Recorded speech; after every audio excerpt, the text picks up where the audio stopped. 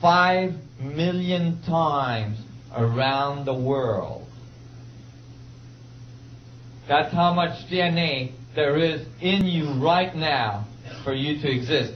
That is not a sign of disorder.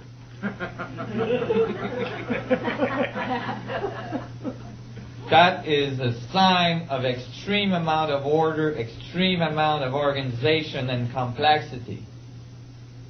So maybe, you know, if you were one of those species that found one of these planets that hasn't figured out the organization and the complexity and the support that the universe generates in order for you to be there, you'd probably try to give them a bunch of drawings in their crops and stuff, try to educate those people before you try landing on the White House lawn.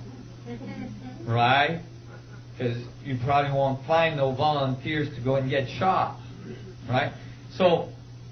But did they only talk to us about the geometry of the vacuum, the geometry of reality?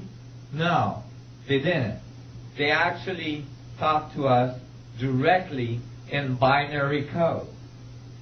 We have been contacted.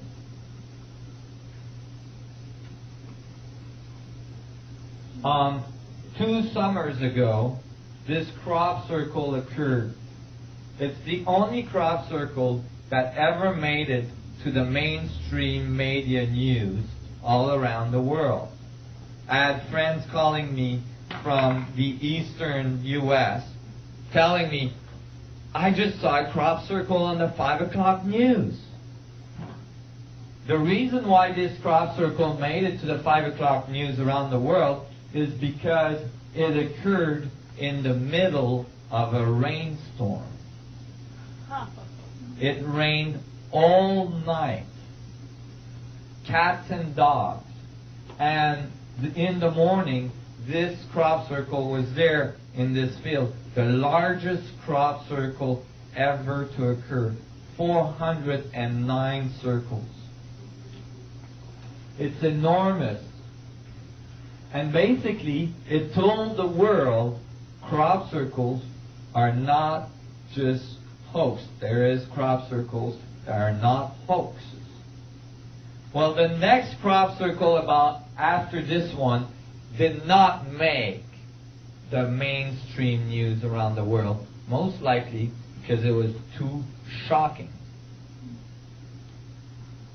The next crop circle that occurred was a reply to this.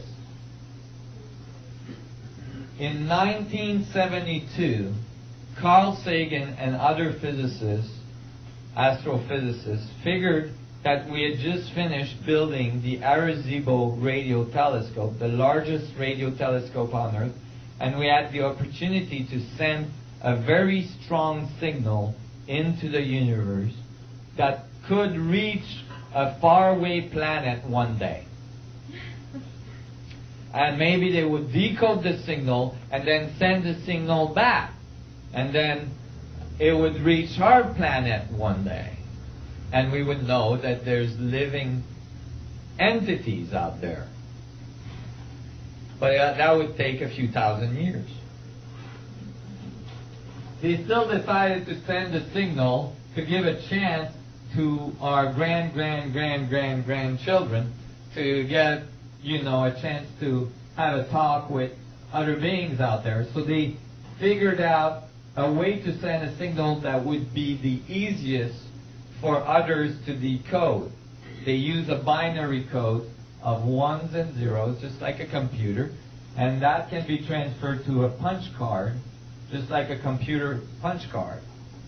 Okay? And what does it say? It says, we're made out of carbon. This is our chart of elements. This is our DNA. We have a small head, big body.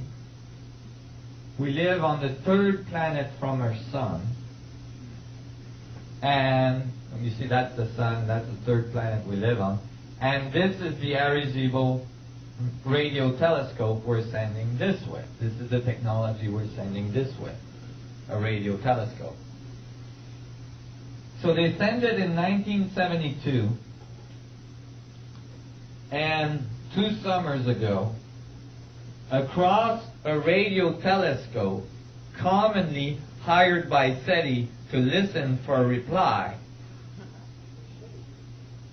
came 2 crop circles, one being a reply to the Arecibo radio telescope signal, and the other one being a nice little mugshot.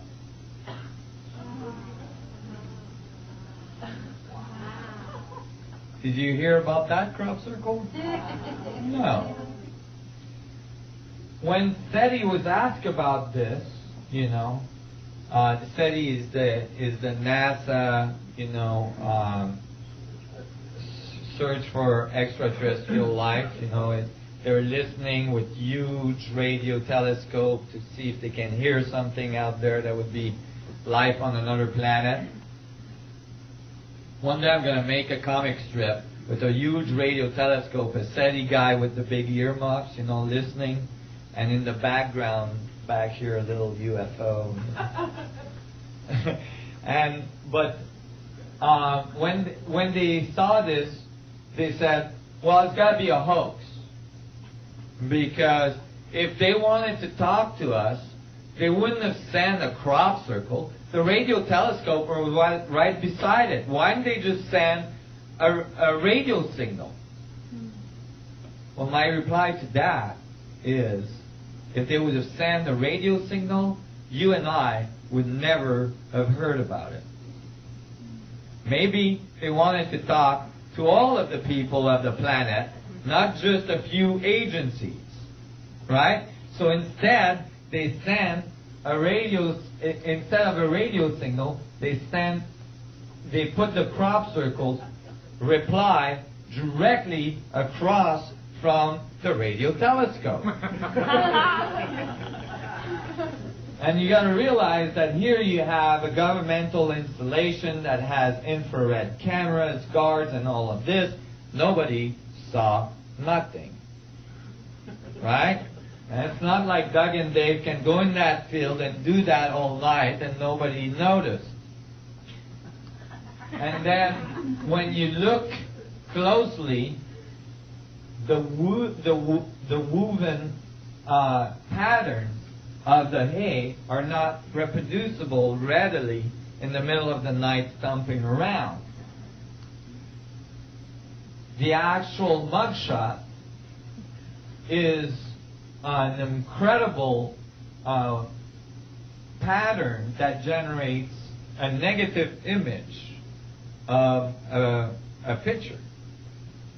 And you can tell that that being has large eyes, a small nose, a small mouth. And the reply says, this is what we sent, this is what came back. It says, we are carbon and silica. Our table of elements is very similar. It says we have a 3-strand DNA structure. It says we have a big head and a small body. We live on 3 of the planets of our solar system. The third one has 4 moons. And this is the technology we're sending this way. Now, this is not subject to interpretation. This is a binary code. They're talking to us directly. Okay? Now, when I saw this, I got really excited because I'm like, oh my God, they give us a blueprint of their technology. It's right there on the bottom. I'm like, whoa, what is this? Well, the resolution is really poor, so you can't tell what the heck it is. Well, they thought about that. They were nice about that. Because a year prior to this reply to the Arecibo message, in the exact same field, a year to the date of the reply, prior to the reply, to the date, this crop circle occurred, which is exactly what's at the bottom of the reply. Just to make sure we had a high resolution blueprint of how they're using their technology.